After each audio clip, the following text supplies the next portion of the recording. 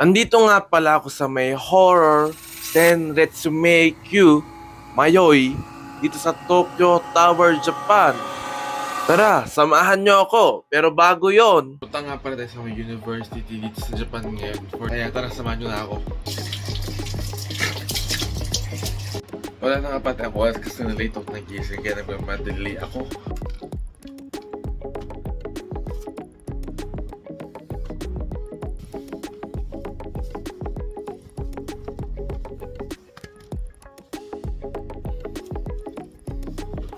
Lalabas na tayo.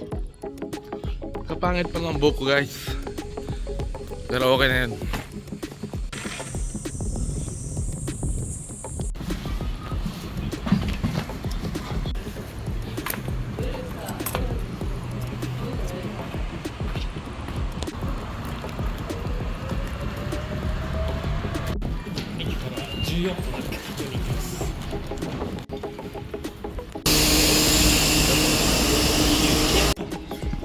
Andito na nga pala kami na sa station ng university. Tapos maglalakad na lang kami hanggang university, di ba? Malapit na nga pala university na pupuntahan namin. Kaya lakad-lakad lang kami konti. Tapos ito nga pala yung mga sasakyan, no? Maganda mag-vlog ngayon kasi wala masyadong tao. Tapos malamig. Summer ngayon pero malamig.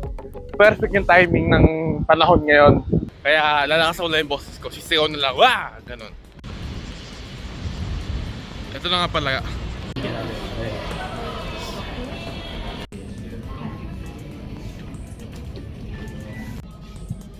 Nasa labas na nga pala kami ng university kasi tapos na. Kakain na kami ng ramen. Yung pinakamalaking ramen dito sa Japan. Naglalakad kami mga 20 minutes walking daw. Pwede naman kasi mag-bus kaso lang yung kasama ko ayaw niya mag-bus. Nasa ano nga pala ako ngayon, Minato Mirai. Malapit yung dagat dito eh. Tapos ito yung pinakamagandang city dito sa Yokohama. Alam niyo ba yung Akarenga? Malapit din yun dito, no?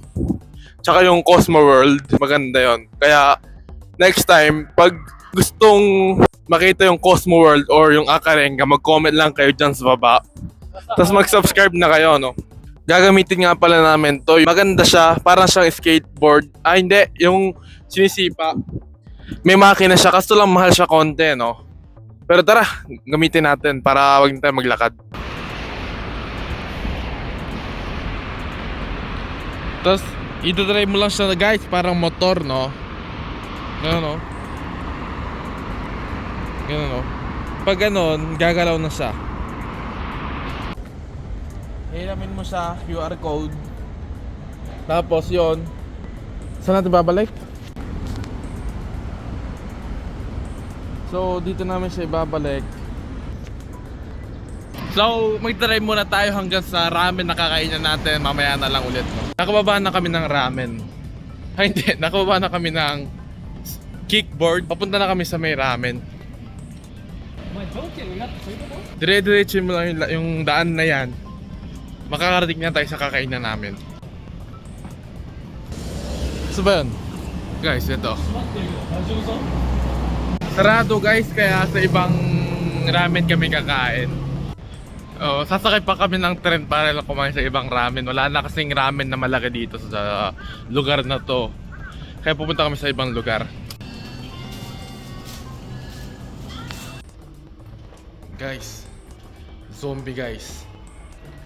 Parang may zombie na dadating, oh. Naghanap ako ng upuan pero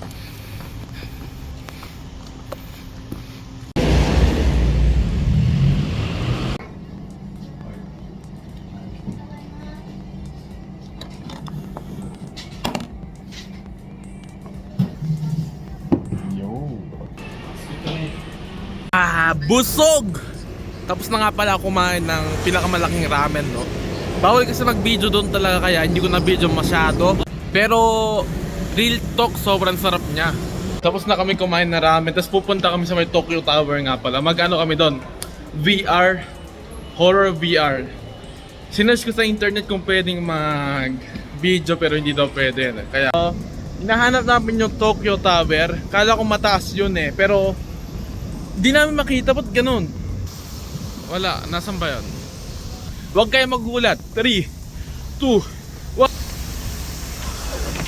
Ayan oh, ganyang kalaki yan. Yan oh. Medyo nakakapagod maglakad kasi mainit. Madaming foreigner dito. Siyempre kami rin po. Kaya pag meron nagtanong ng daan, kakusapin natin. Hello? Yes, ganon. Ganyang kataas yan guys. Ganon kataas yung Tokyo Tower, no? Naalala ko nga pala dati, simula sa amin, binike namin hanggang dito sa Tokyo Tower na to. Sobrang layo niya, kumbaga sabihin natin Maynila to saan ba? Bulacan, parang ganon. Ganon kalayo.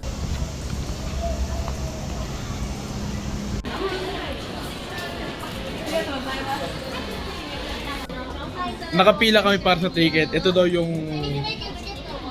yung caution. Kung merong ano dito, hindi ka daw makakapasok, delikado daw kasi. Yun kasi gusto natin yung horror, 'di ba? Hindi daw pwedeng i-video ulit eh. Tinanong ko pero hindi daw sure. Ito yung news. Tapos nawawala daw tong lalaki na to. Hanapin daw natin lalaki na to. Pag di daw natin nakita, baka daw tayo mawala. So, medyo nakakatakot siya, no? Ito siya, oh. Mas madaming rules. Pero, alam mo naman guys, kakayanin natin to para sa inyo, di ba? Naghihintay na kami pero madami sumisigaw, no? Ibig sabihin, nakakatakot yun. Papakita ko ulit sa inyo guys. Ito. Hanapin natin yan. Hindi na tayo pwede mag-video. Lalagyan natin dito lahat ng gamit natin, no? Dito. Lagyan natin dyan.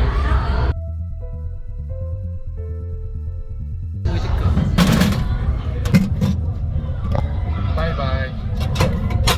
Ito na nga pala ang start ng sobrang nakakatakot na experience dito sa Tokyo Tower, Japan.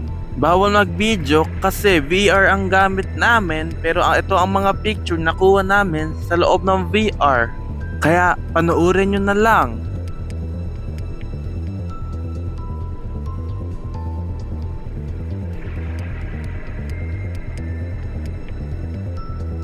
Tapos na kami mag-VR. Tapos hindi ako nakakuha ng video pero may mga picture ako, no? Kaya ito tignan nyo.